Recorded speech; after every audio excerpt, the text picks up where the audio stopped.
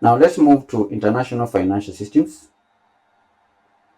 And in studying international financial systems, you are required to look at the players in the international financial system, such as the IMF, the World Bank, the World Trade Organization, and European Union. Don't know why we do not have our regional ones, but I think these ones, since they are well established, maybe that's why we have to start with the IMF, the World Bank.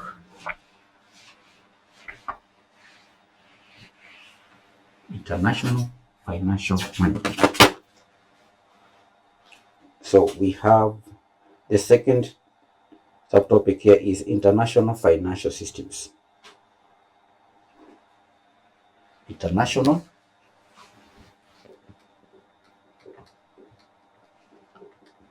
financial system. So let's first understand the subtopic. International financial systems refers to the interconnected network of institutions, markets, and financial instruments that facilitate the flow of capital, goods, and services across national borders. So it is the interconnected network of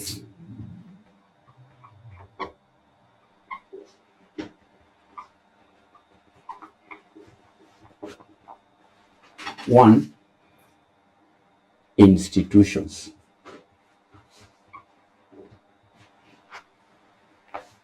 International financial system is an interconnected network of number one, institutions. Then we have markets and financial instruments.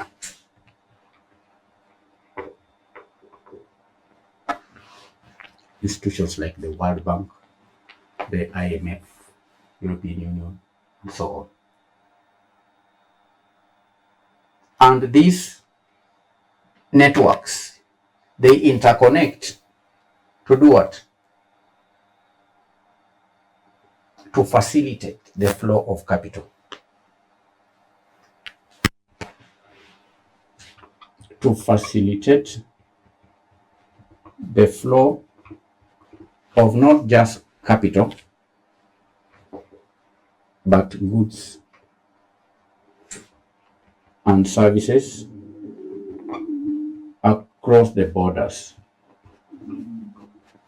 International. Across the borders. International means across nations, across countries. So you may have national financial systems, but you may also have international financial systems. So these international financial systems, they play a crucial role in promoting economic growth, development, and also trade.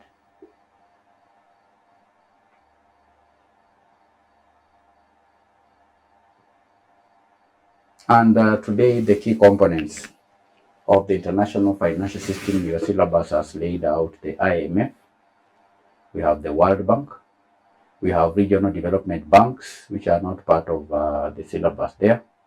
We have central banks, commercial banks, stock exchanges, foreign markets, and so on. So that defines international financial systems. The components. Let me identify the components. Let me put down the components.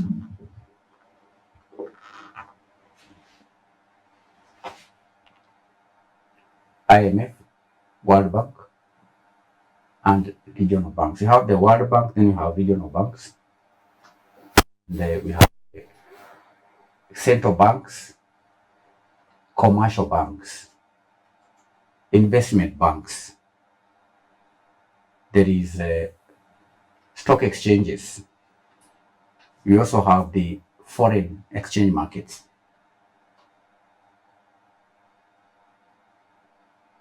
So those are markets. And then there are financial instruments like bonds, and we have different kinds of bonds. Derivatives, those are financial instruments that are traded in the international financial markets. You understand? Like countries, the IMF is an international organization that oversees the global monetary systems. It is this IMF that also promotes international monetary cooperation and provides financial assistance to countries facing economic difficulties. So there have been many questions around that objective, but on paper, that's what we know. When you're asked in an exam, that's what you say, even if you don't believe it is true. For the purpose of getting marks, you say IMF oversees global monetary system. It promotes international monetary cooperation, provides assistance to countries facing economic difficulties. But in Kenya, the IMF in recent past has come under criticism for interfering with Kenya's economy by imposing conditions that are counterproductive, that have led to increase in cost of living. So that is debatable. But the objective of the IMF is one of them is to assist economies that are in difficulties. Then there is the World Bank as part of the international financial system, which provides loans, grants, technical assistance to developing countries, and so on. We've seen the World Bank build roads in countries and infrastructure projects. So it provides loans and grants and technical assistance to developing countries in order to promote economic growth and reduce poverty. But has poverty been reducing in the developing countries? That's also debatable. It could be increasing, but we also know that the levels of poverty have also risen up in other countries. There are also regional development banks, which are financial institutions that focus on promoting economic development within specific regions, such as we can cite the one in Asia. We have the Asian Development Bank. There is also the Inter-American Development Bank. We have the African Development Bank. Another component is the central banks of individual countries that regulate monetary supply. There is control interest. They control interest rates and oversee the banking system. Within these countries, there are also commercial banks that provide a wide range of financial services, including deposits, loans, foreign exchange, and so on. We stated the foreign exchange markets, where currencies are traded. It's part of the global financial system, international financial system. Stock exchanges, where stocks, bonds, and other securities are traded. So all that helps us to define international financial systems. Do you understand? Do you understand?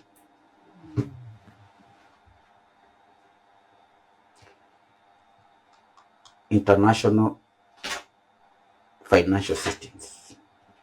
So the players, we have identified the players. Players in the financial systems. International Monetary Fund. I've seen questions in the past papers asking for the functions of the IMF. So let's look at IMF, the first one on the list. IMF, International Monetary Fund. Now, the IMF, International Monetary Fund, is a global financial institution that plays a crucial role in promoting international monetary cooperation. This fund facilitates international trade and promotes financial stability, and it was established in 1945. So the first function is in relation to surveillance.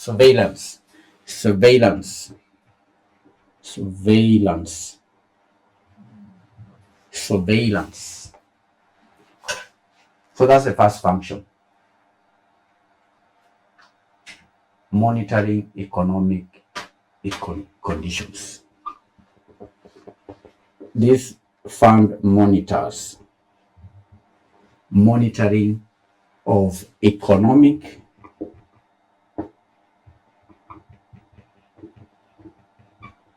that's one of the main roles of the IMF. The fund regularly monitors the economic performance of its member countries. And through surveillance or after surveillance, the IMF provides policy advice.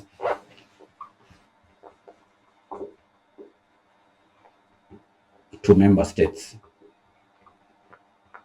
The IMF provides policy advice. It is the function of the International Monetary Fund to offer policy advice to countries to help them maintain economic stability and growth. Lending is the second function. Lending money, financial assistance.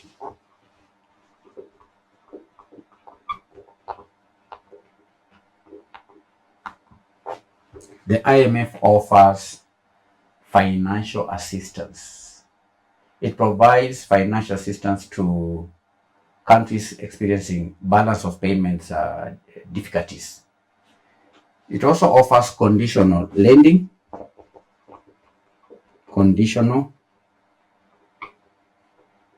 It lends with conditions. Conditional lending. Lending is often accompanied by conditions aimed at addressing the underlying economic problems.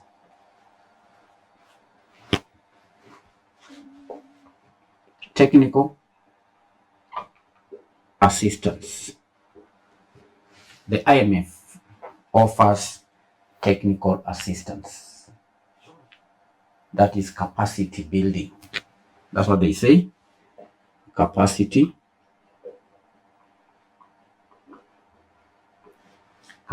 building. Technical assistance. The IMF helps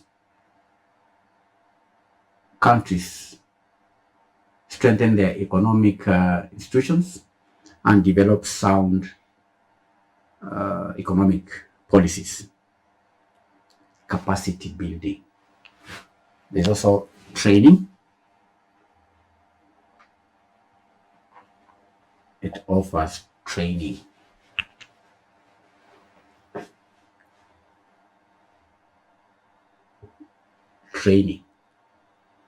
The IMF provides training to government officials on various economic topics.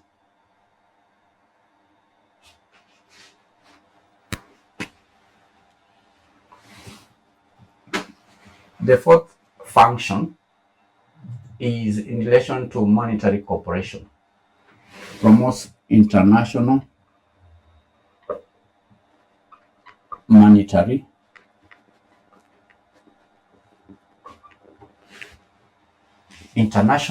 monetary cooperation. Promotes cooperation. It promotes cooperation. The IMF promotes cooperation. It fosters cooperation and coordination among member countries to promote global economic stability and growth. It may also resolve conflicts,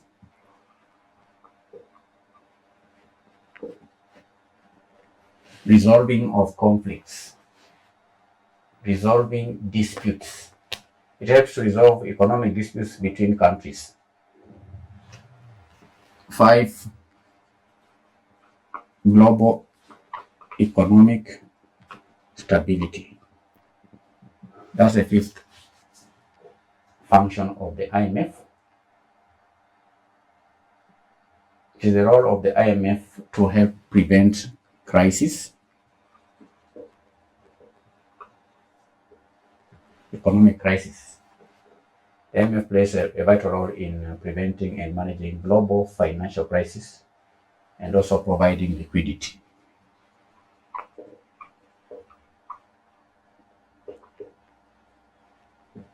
Providing liquidity. It can provide liquidity to countries facing financial difficulties. So these are functions of the IMF. The next player there in the global financial system is the World Trade Organization. Number 2, World Trade Organization.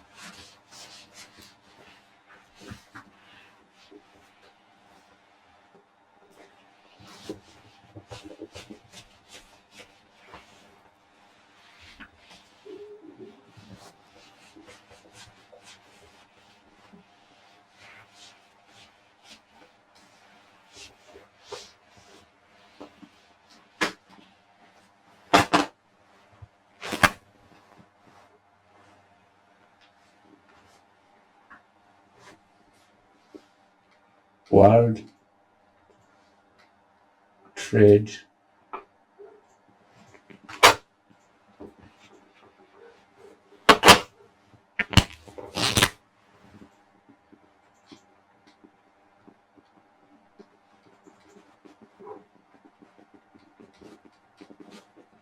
WTO. World Trade Organization. World Trade Organization is a global organization that sets the rules for international trade. Just have that as a point to describe this organization in brief words. The WTO is an organization that sets the rules for international trade. Sets rules for international trade.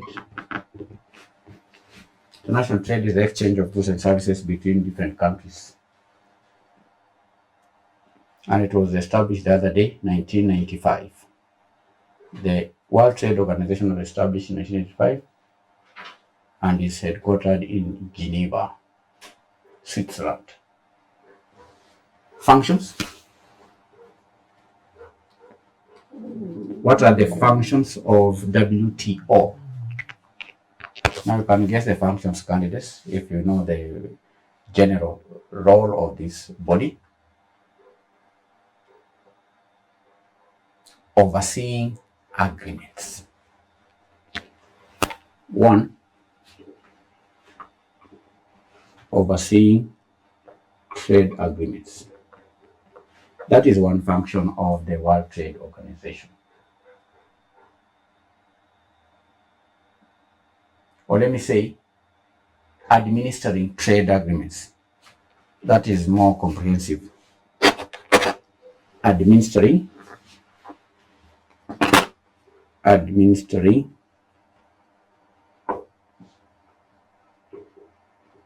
trade agreements. And this administration of trade agreements could be done by what I had written earlier, overseeing agreements, through overseeing of agreements.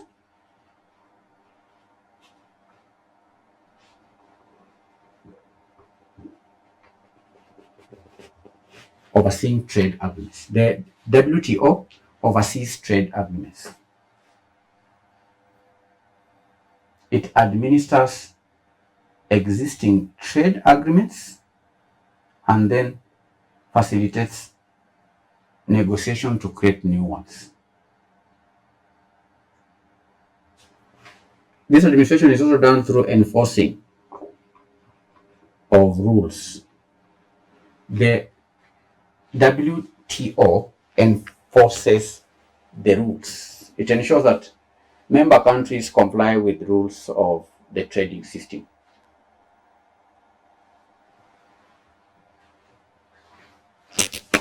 Two, this body resolves trade disputes. It is the function of the World Trade Organization to resolve trade disputes or trade conflicts, dispute settlement.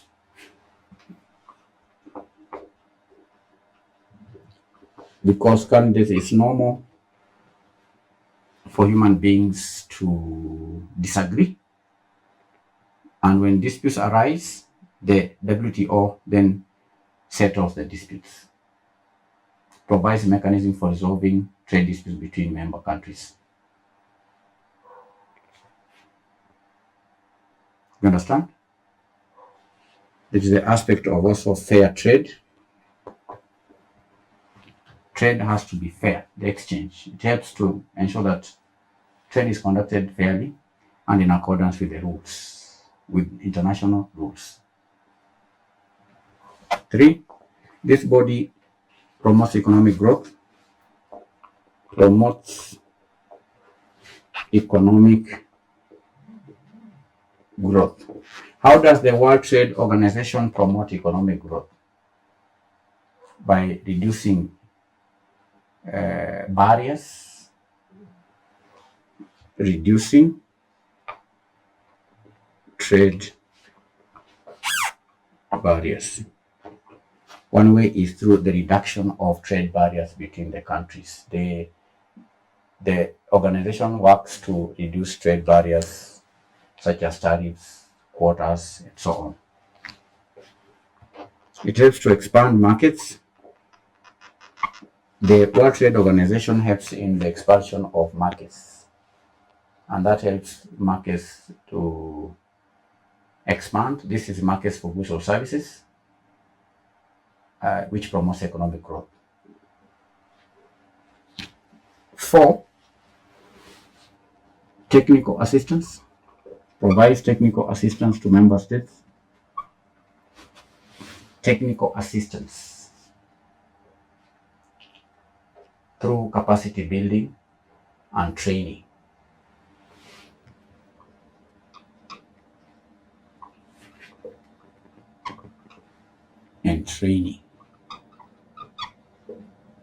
Technical assistance, capacity building. The WTO provides technical assistance to developing countries to help them to implement trade agreements and also benefit from the global trading system. It may also offer training programs to government officials. It may offer training to businesses.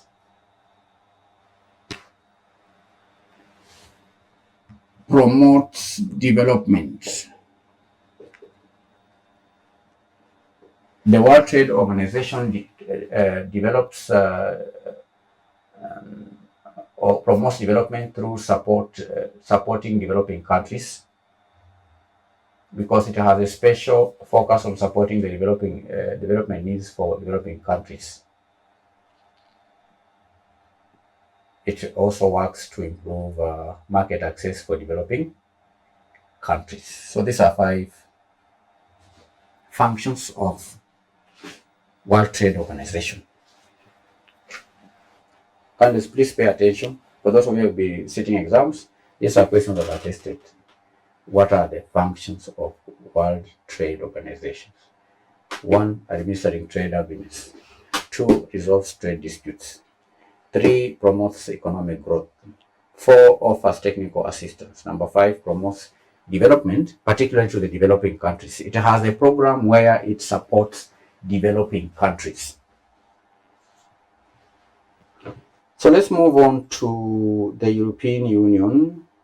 The European Union. European Union.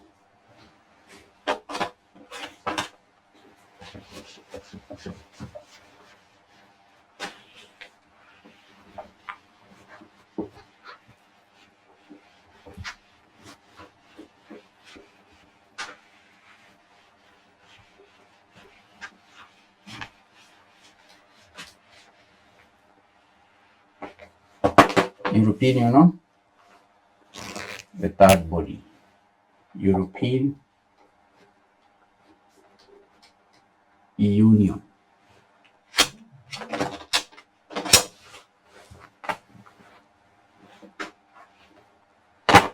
One day we'll discuss African Union.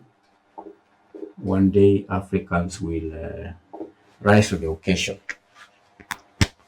and have their own union, so that we will be discussing it in syllabuses.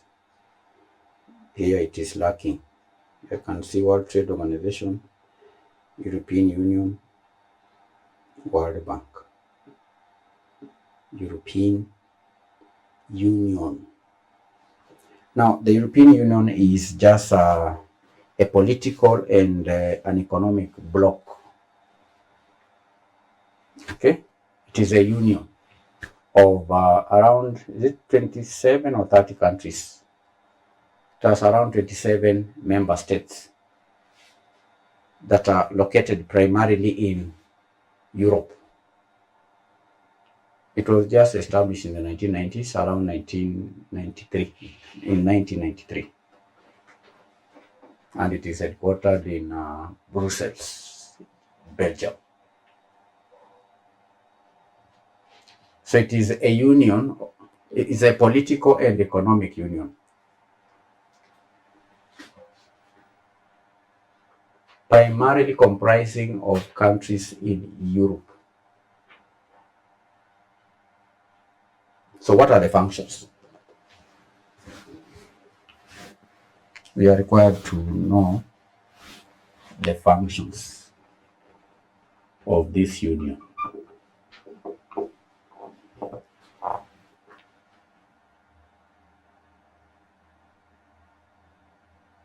I'm at pains candidates discussing these things because our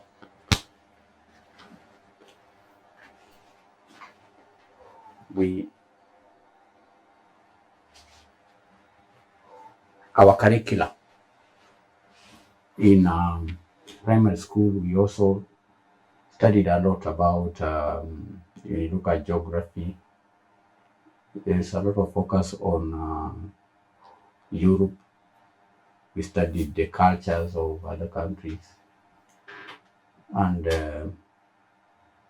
you can see at this level, we are, it's not bad to discuss this because we are discussing international financial management, but I think Africa has a long way to move towards the same direction, like what the European countries did.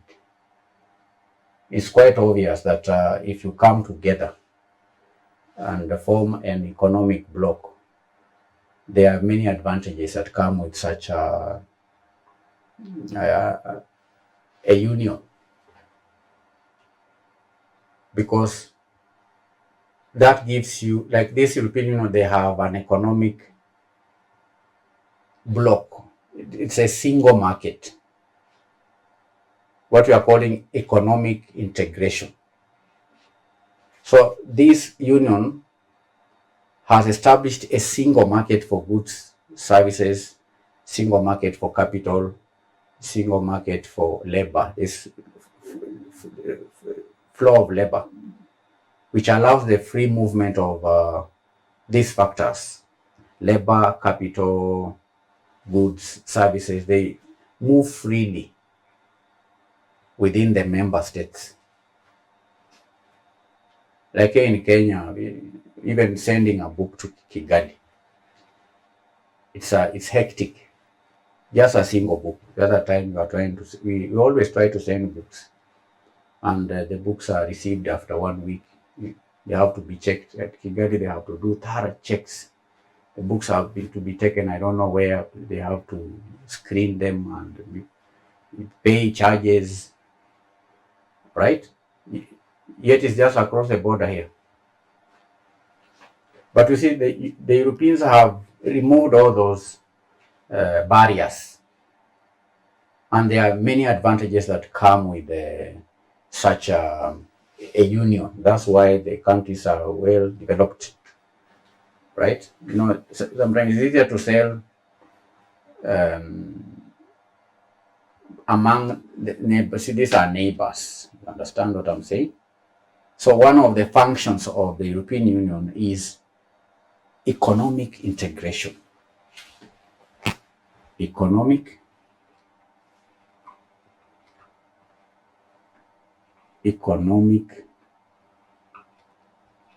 integration.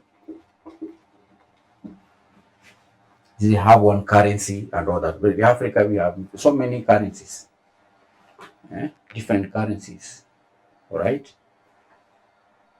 But the European Union have a single market. And this is a single market for goods, for services, for capital, for labor. There is free movement of these factors within member states. Economic integration. So I've mentioned single market. It looks obvious to do so, but in Africa, it's not obvious. It's not. You have to maintain our small states. Kigali is a state. Uganda is a state. Kenya, small as it is a country. You say we have sovereign, but highly indebted to the IMF. All right. So economic integration is a single market where there is free movement of factors of production. Then with this economic integration, there is what we call economic policy coordination. Economic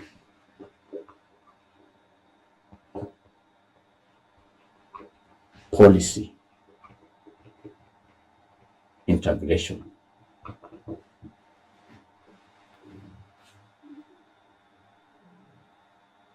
And you see, candidates, you see, even at this level, we are just discussing. Then you'll be tested. What are the functions of European? Then you state these functions. Then you pass the exam, you have that paper. Then what next? That's something sometimes painful to see. Just talking about these things, yet we don't implement them. Some of you are now senior people, the accountants, studying advanced financial management in government, in multinational corporations. But you see, we just talking. The way I'm talking, I'm just giving this information, then you will replicate it in an exam, then it stops at that. So the European Union candidates, it's good to study what they have done, but why are we not implementing these things? All right. The EU coordinates economic policies among its members. It promotes economic stability and also growth. The policy, there's that economic policy integration so that the members' economic policies are integrated, they are enhanced, so that we don't have each member with its own conflicting with the other country, the policies, a lot of conflicts even in policy within neighbors. But you see, the EU has eradicated all that. There is that coordination of economic policy. I define the European Union as a political and economic union. So the second function is political union. Political union. Here we have common foreign and security policy. The European Union develops a common foreign, a common, what do you call it? A common foreign policy and a common security policy, which works together on issues such as defense, issues such as diplomacy, human rights, and all that. Common foreign and security policy. Common foreign and security policy develops common foreign policy and security policy.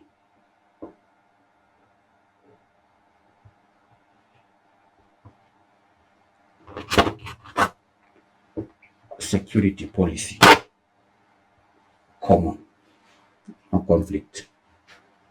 So that's the idea behind the political union, and that enhances cooperation.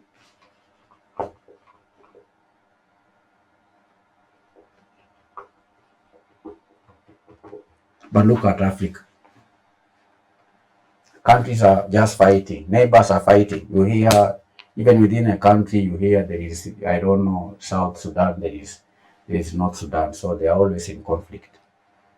People have had common background, conflict. Go to, I don't know where, Rwanda, there is conflict. I don't know, there are people from Uganda fighting. I don't know what, the other side. Ethiopia, always conflict. Always conflict. Somalia in conflict for over 10 years. People are just fighting. That's why there is no economic stability, no political stability. But European Union, what have they done? They have established a political union. Member states can engage in enhanced cooperation on specific areas such as justice, home affairs, common, so that neighbors, you live together as neighbors. So people are here in Africa, the countries are just quarreling, fighting, killing, murders, civil wars. It's not a good thing. But intellectuals like yourself, we just study this, then we stop at it. There is no political will, right? The political union, European political union, enhances cooperation among member countries.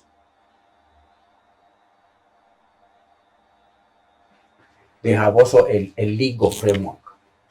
Function is to develop a legal framework. Legal framework. What we call the EU law. They call it EU law. European Union law. It has its own legal framework which takes precedence over national laws in areas where the EU has competence.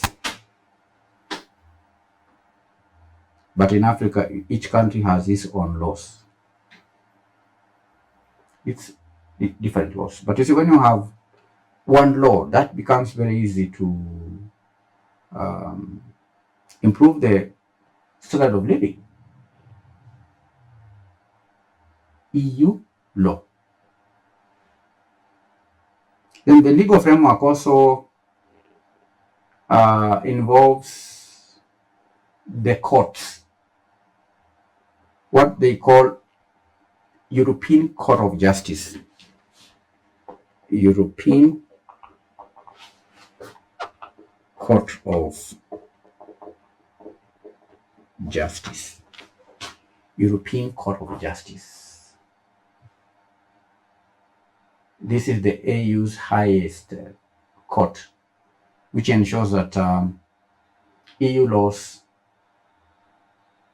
are, the EU law is interpreted and also applied consistently across the member states. These are now structures candidates to ensure the unity, European Court of Justice. Now, we are discussing the functions of the European Union. Now, the fourth function is in relation to social and environmental policy.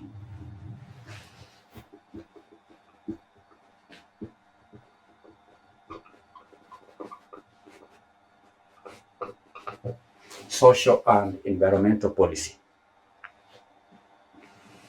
The Union has what we call social policies and environmental protection.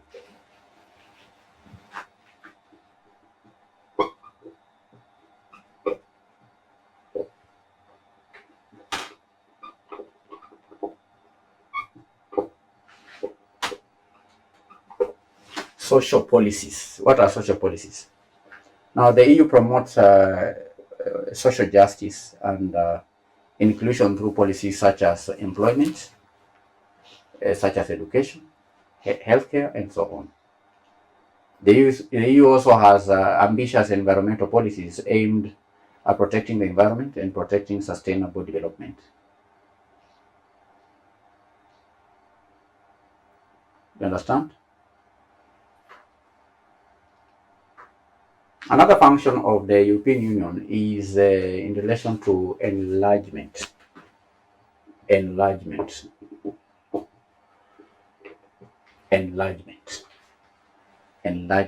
This is expanding membership. Expanding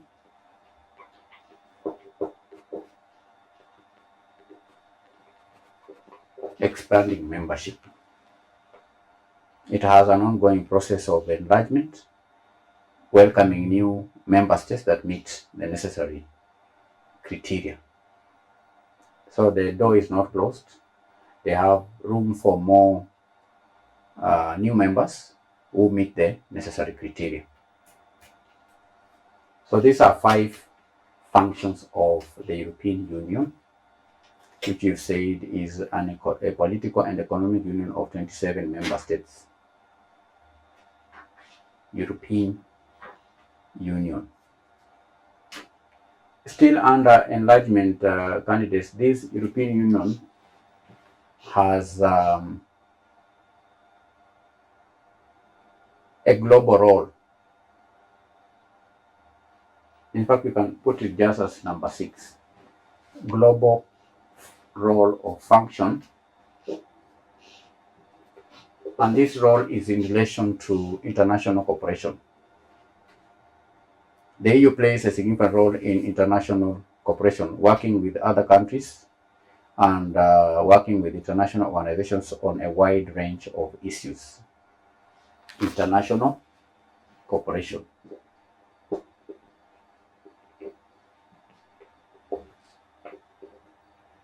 International cooperation. So these are 6 functions of the European Union.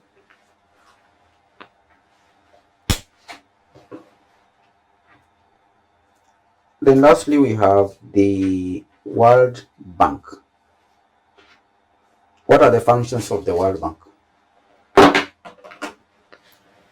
World Bank.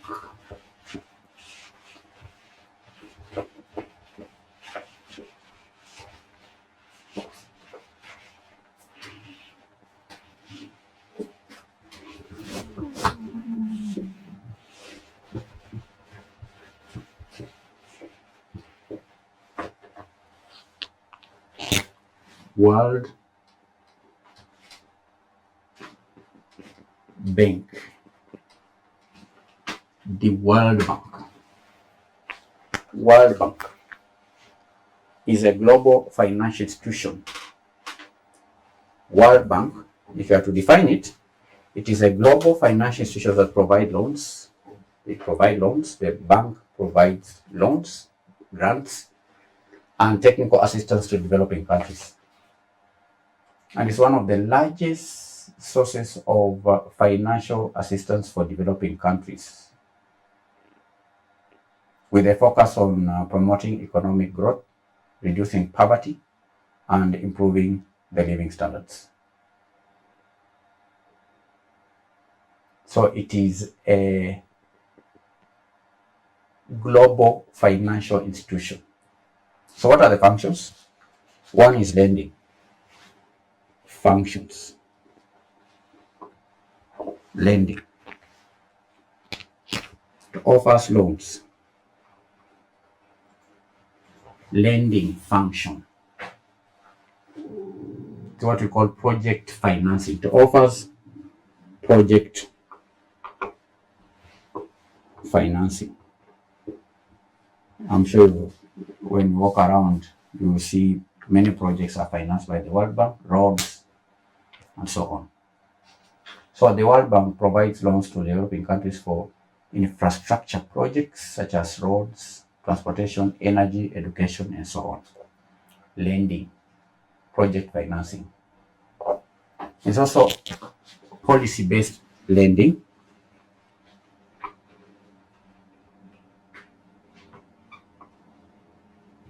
Policy-based lending. What is policy-based lending? It provides loans to support policy reforms, money to support policy reforms that aims at promoting economic growth and development.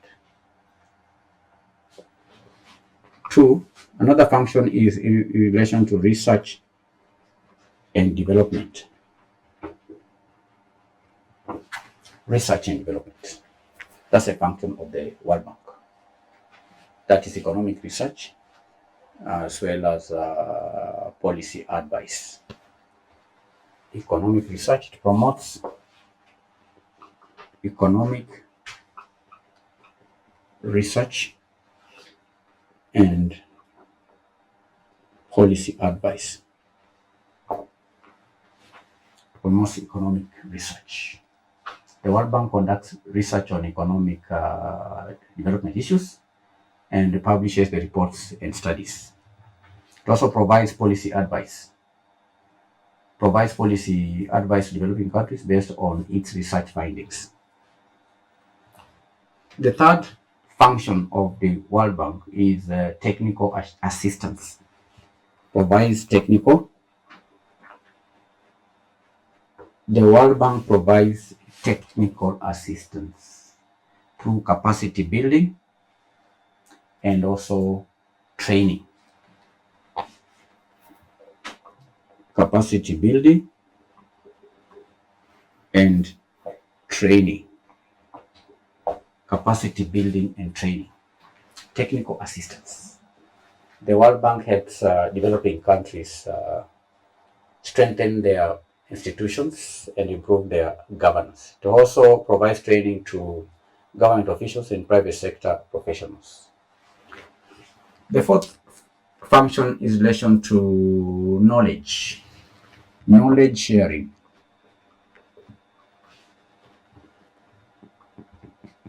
It shares knowledge. All right? Like best practices.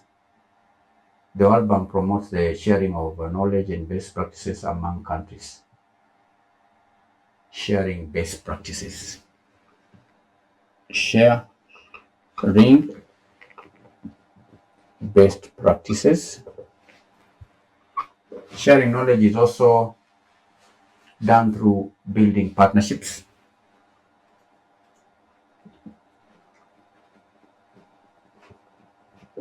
Building partnerships.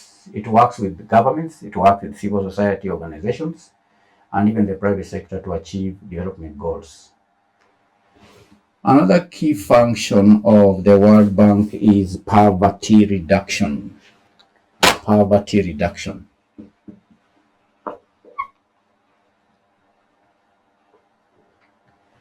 Poverty reduction. Reducing poverty. The World Bank is committed to reducing poverty and improving the lives of people in developing countries. It also supports sustainable development by promoting economic growth, by promoting social inclusion, and also environmental protection. So these are 5 functions of the World Bank. Functions of the World Bank. Lending, number 1. Number 2, research and development. Number 3, technical assistance. Number 4, we have knowledge sharing. Number 5, poverty reduction.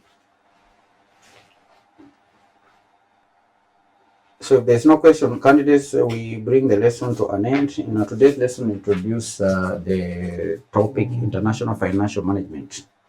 Today we've done the nature of international finance, the motives for investing in foreign markets, challenges experienced by multinational corporations. We've also done the international financial systems, the players in the international financial systems like the IMF, the World Bank, the World Trade Organizations, European Union. So thank you once again. Let's meet our next session where we continue with the topic. Bye-bye.